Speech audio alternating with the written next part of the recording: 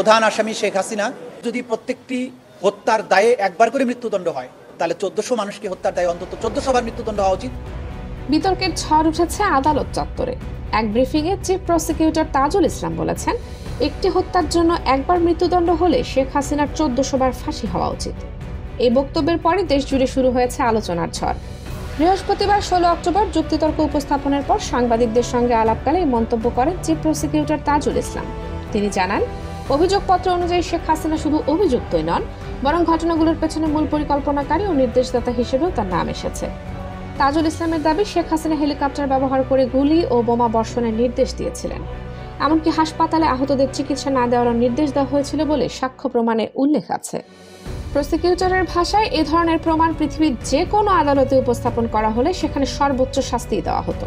বিগত কয়েক মাস ধরে এই মামলায় চলছে সাক্ষ্য, জেরা ও যুক্তিতর্কের পর্যায়ে। রাষ্ট্রপক্ষের যুক্তি, শেখ হাসিনা ও সাবেক স্বরাষ্ট্রমন্ত্রী আসাদুজ্জামান খান কামালের বিরুদ্ধে অভিযোগ প্রমাণিত। তারা দুজনের সর্বোচ্চ সাজা এবং আসামিদের সম্পদ বিক্রি করে ক্ষতিগ্রস্তদের ক্ষতিপূরণ দেওয়ার আবেদন করেছে। এদিকে মামলায় সাবেক পুলিশ প্রধান চৌধুরী আবদুল্লাহ আল মামুন রাজসাক্ষী হিসেবে স্বীকারোক্তি দিয়েছেন। প্রসিকিউটর জানান, তার বিষয়ে চূড়ান্ত সিদ্ধান্ত দেবে ট্রাইব্যুনাল।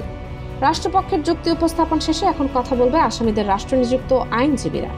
আগামী সোমবার 20 অক্টোবর শুরু হবে তাদের যুক্তি খণ্ডন পর্ব। এরপর পুনরায় চূড়ান্ত বক্তব্য দেবেন প্রসিকিউটররা এবং সেখান থেকেই মামলাটি রায়ের দিকে অগ্রসর হবে।